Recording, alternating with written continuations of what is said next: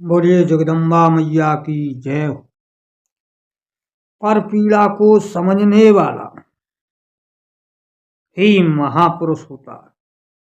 जो दूसरों के दुख दर्द को समझे वही महापुरुष है, वही महात्मा है। जो अपने ऐश आराम के लिए विचार करे सोचे वह महात्मा नहीं, वह साधु नहीं, वह महापुरुष नहीं। जो दूसरों की पीड़ा के प्रयत्न में रत्न है, लगा हुआ है, वही महात्मा है, वही महापुरुष है। छोटी छोटी जिम्मेदारियों का त्याग करके जो बड़ी जिम्मेदारी को धारण करता है वही अध्यात्म को जानता है। यही अध्यात्म मार्ग है।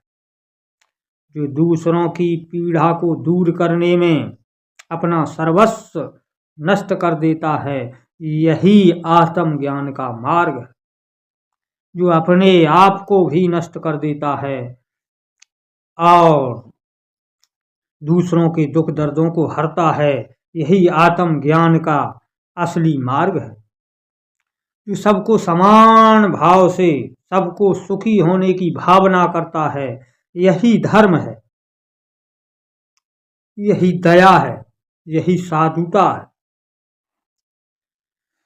इसलिए सबको सुख देने की कोशिश कीजिए, विचार कीजिए, सोच कीजिए, सोच को बदलिए, सब सुखी हों, सबको स्वतंत्रता मिले, सब अपनी बात को कह सकें, निडर होकर, किसी का भय न हो उन्हें। यही न्याय है। इस जीवन मूल्य तत्व को पाकर के नष्ट मत कीजिए।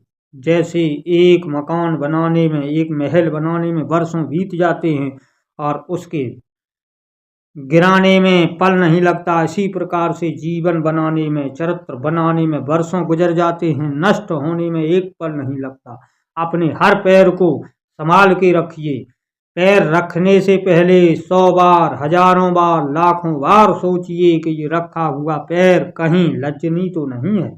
क्योंकि कहा जाता है कि पहाड़ से गिरा हुआ तो बच सकता है, पर नजरों से गिरा हुआ कभी बचता नहीं है। हम किसी की नजरों से तो नहीं गिर जाएंगे।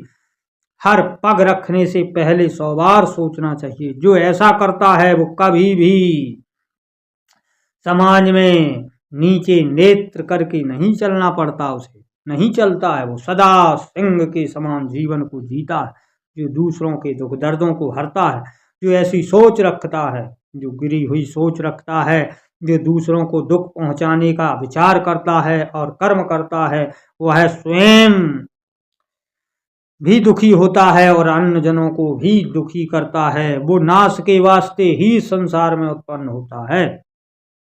इसलिए हर पैर रखने से पहले लाखों बार सोचिए, मेरा रखा हुआ पैर कहीं मुझे नीचा तो नहीं दिखाएगा।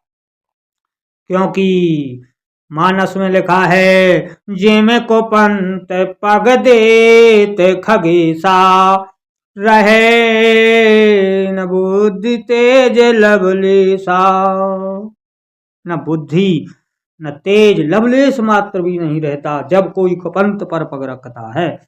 इसीलिए पग रखने से पहले सोचने की आवश्यकता है, बाद में सोचने से क्या होता है।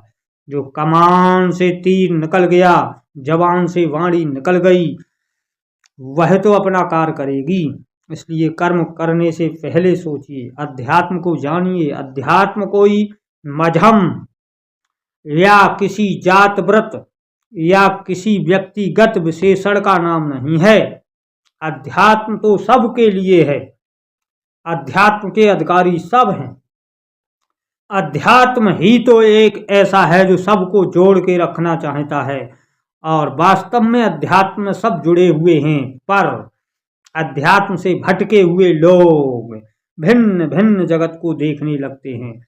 जब आत्मज्ञान होता है, जब आत्म बोध होता है, तब संसार एक रूप है, यही दिखाई देता। यही आत्मज्ञान है, यही आत्मज्ञान का लक्ष्य है। इसी को अध्यात्म कहते हैं। इसलिए अध्यात्म मार्गी बनिए, आत्मज्ञानी बनिए। इस झूठे ज्ञान से क्या फायदा है। यह मानव जीवन क्षणिक है, 2 दिन की मेहमानी के अतिरिक्त कुछ नहीं है। यहाँ बड़े से बड़ा महल बना लिया जाए, बड़ी सी बड़ी जमींदारी एकत्रित कर ली जाए, पर कुछ साथ जाने को नहीं है और इससे आयु भी नहीं बढ़ती। 2 दिन के अतिरिक्त कोई यहाँ टिक नहीं सकता।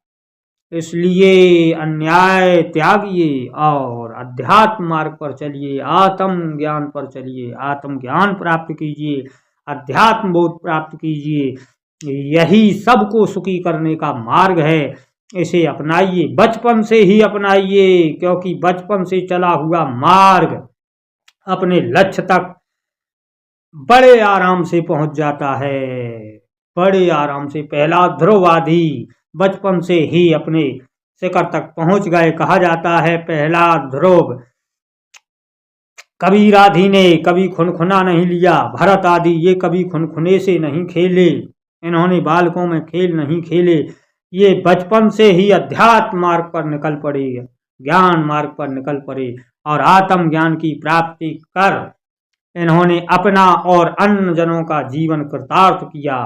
यह मानव तन पा करके सबको प्रसन्नता का विचार कीजिए, सबको खुशी करने का अनुभव कीजिए और हौसला रखिए, आपको अवश्य कामयाबी मिलेगी। क्योंकि सर्वहिताय मार्ग सदा परमेश्वर तक जाता है। परमेश्वर उसकी साक्षी है और ईश्वर उसका मददगार है।